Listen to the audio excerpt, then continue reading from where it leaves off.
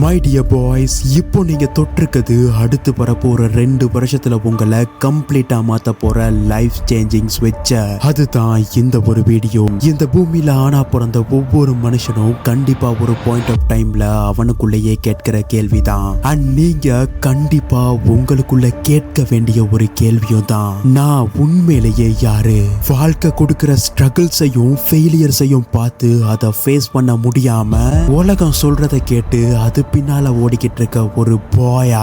அப்படி இல்லைன்னா வாழ்க்கை எனக்கு முன்னால எத்தனை தடைகளை நிறுத்தினாலும் அது அத்தனையையும் உடைச்சு தூக்கி போட்டு இந்த உலகத்தையே என்னால ஜெயிச்சிட முடியும் அப்படின்னு கான்பிடென்ட்டா போராடுற ஒரு மேனா?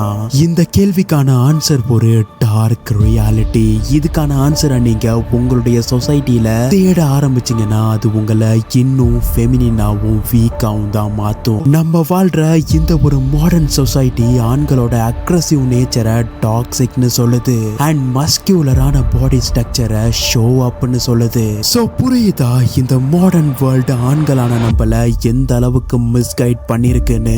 ஒரு பாயா இருந்து அக்ரெசிவான மேனா டிரான்ஸ்ஃபார்ம் ஆகிறது நீங்க இதுவரைக்கும் உங்களுடைய வாழ்க்கையில பார்க்காத ஒரு மோஸ்ட் டிஃபிகல்ட் அண்ட் டெட்லியஸ்டான ஒரு சேலஞ்சா இருக்க போகுது. அதனாலதான் அந்த ஒரு ப்ராசஸை பிரேக் பண்ணி இந்த பூமியில வாழ்ற நீங்க உட்பட ஒவ்வொரு ஆணையும் பாய் அப்படிங்கிற ஸ்டேஜ்ல இருந்து மேன் அப்படிங்கிற ஸ்டேஜுக்கு கொண்டு போகக்கூடிய 5 அல்ட்ரா திங்ஸ உங்க முன்னால இன்னைக்கு நான் எடுத்துட்டு வந்திருக்கேன். சோ அதுல number 1, no how to suffer. ஆண்களா பிறந்த நம்ம எல்லாருமே எக்ஸ்ட்ரீம் பெயினையும் சேலஞ்சஸையும் ஃபேஸ் பண்ண வேண்டிய ஒரு நாள் கண்டிப்பா வரும். அப்படி வரும்போது அந்த எக்ஸ்ட்ரீம் பெயினை ஃபேஸ் பண்ண முடியாம அழுதுகிட்டு யாராவது வந்து உதவி பண்ணுவாங்க அப்படின்னு எதிர்பார்த்துக்கிட்டு நீங்க இருந்தா கங்க்ராச்சுலேஷன், நீங்க ஒரு பாய். அதே நேரத்துல இந்த மொத்த ப்ராப்ளத்துக்கும் காரணம் நான் தான். இதை சால்வ் பண்ண வேண்டியது என்னோட ரெஸ்பான்சிபிலிட்டி அப்படிங்கிற ஒரு ஸ்ட்ராங்கான மென்டாலிட்டியோட எந்த எமோஷனல்ஸையும் காட்டாம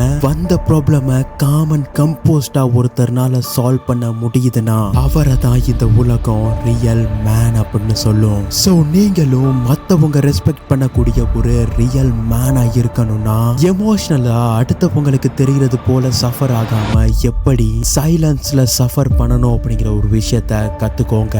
சோ ஒரு மேனோட லைஃப்ல மென்டலாவோ அப்படி இல்லைன்னா பிசிக்கலாவோ பெயின் அண்ட் சஃபரிங் வாழ்க்கை முழுக்க இருக்கும் அப்படிங்கிற ஒண்ண நீங்க உங்களுடைய யங் ஏஜ்லயே புரிஞ்சுக்கிறணும். அண்ட் அதை காமன் கம்போஸ்டா எப்படி ஹேண்டில் பண்ணணும் அப்படிங்கறதையும் கத்துக்கிறணும். Number 2, build yourself dangerous. உங்களை ஜஸ்ட் சுத்தி பாருங்க, கைண்டா இருங்க அப்படின்னு சொல்ற இதே சொசைட்டி எவ்வளவு வயலன்ஸாவும் டாக்ஸிக்காவும் இருக்கு அப்படின்னு. இதை விட்டு என்னதான் நம்ம தள்ளி போக ட்ரை பண்ணாலும் அதுல மாட்டிக்கிறதுக்கான வாய்ப்பு அதிகம். அந்த ஒரு சிச்சுவேஷனை உங்களால சமாளிக்க முடியல அப்படின்னா அதுல இருந்து ஏற்படக்கூடிய இழப்பு யாருக்கு? இங்க இருக்க பல பேர் இந்த உலகம் பீஸ்ஃபுல்லானது அப்படிங்கிற ஒரு கருத்தை நம்மக்குள்ள திணிச்சதுனாலதான் எந்த விதமான தற்காப்பு கலைகளையும் கத்துக்கிறாம ஒரு நல்ல பிசிக்ஸும் இல்லாம நம்ம வாழ்ற இந்த ஒரு உலகம் எவ்வளவு ஆபத்தானது அப்படிங்கிற ஒரு ரியாலிட்டிய புரிஞ்சுக்கிறாம இந்த உலகம் சொல்றதை கேட்டு ஆண்களான நம்மள பல பேர் ஒரு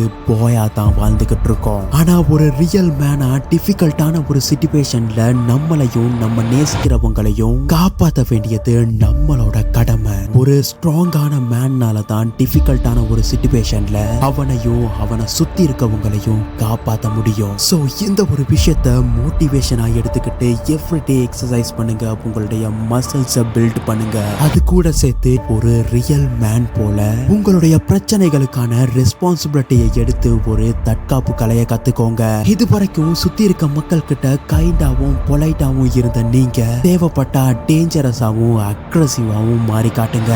நம்பர் 3, டேக் ரிஸ்க். இந்த ஒரு உலகம் அடுத்தவனை ஃபாலோ பண்ணா ஈஸியா சக்சஸ் அடைஞ்சிடலாம் அப்படிங்கிற ஒரு விதைய ஆழமா நம்ம மனசுக்குள்ள விதைச்சிருக்கு. அதை தான் ஒரு ஆட்டு மந்த கூட்டத்தை போல இங்க நம்மள பல பேரும் ஃபாலோ பண்ணி போய்கிட்டு இருக்கோம். ஆனா ஒரு ரியல் மேன் இந்த ஒரு கூட்டத்தை எப்படி எப்போதுமே ஃபாலோ பண்ணி போக மாட்டாரு.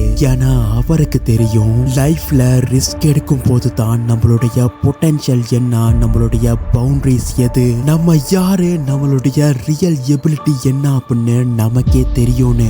சோ ஒரு ரியல் மேனா நீங்க மாறணும்னா பிளைண்டான ரிஸ்க் எடுக்காம கல்குலேட்டிவான ரிஸ்க் எடுத்து எந்த வாழ்க்கைய ட்ரீமா வச்சிருக்கீங்களோ அத ரியாலிட்டியா மாத்திக்கோங்க. எப்போதுமே ஃபார்ச்சூன் ஃபேவர் த பிரேவ். ஒரு ரிஸ்க் உங்களுடைய லைஃபை கம்ப்ளீட்டா மாத்தும் அப்படின்னு தெரிஞ்சா அந்த ஒரு ரிஸ்கை எடுக்கிறதுக்கு துளி கூட தயங்காதீங்க. Number 4, show who you are, make huge influence. Adolf Hitler தனி ஒரு ஆளா நின்னு ஆல்மோஸ்ட் இந்த மொத்த உலகத்தையும் பிடிச்சாரு. இதுக்கு காரணம் என்ன? அவர் மேக் பண்ண ஹியூஜ் இன்ஃப்ளூயன்ஸ். நீங்க உங்களுடைய ஹெல்த்தை மேக்ஸிமம் அளவுக்கு பில்ட் பண்ணி பல தற்காப்பு கலைகள்ல மாஸ்டரா இருந்தாலும் இந்த மொத்த உலகத்தோடையும் உங்களால சண்டை போட்டு ஜெயிச்சிட முடியாது. ஆனா நீங்க சொல்றத கேட்டு ஆக்ஷன் எடுக்கக்கூடிய ஒரு ஆர்மி உங்ககிட்ட இருந்தா அது எவ்வளவு பெரிய இம்பாக்ட கிரியேட் பண்ணும் அப்படின்னு பாருங்க.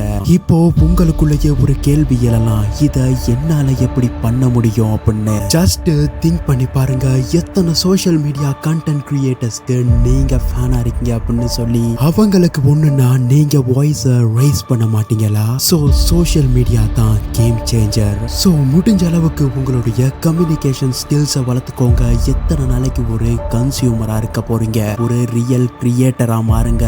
அது கூட சேர்த்து உங்களால முடிஞ்ச அளவுக்கு இன்ஃப்ளூயன்ஸாவும் அத்தாரிட்டியோட இருக்கிற ஒரு சொசைட்டியை மேக் பண்ணி காட்டுங்க. Number 5, money making. நம்மள சுத்தி இருக்கவங்க பணக்காரங்கனாலே கெட்டவங்க தான். பணம் அதிகமா இருக்கிறது ஆபத்து.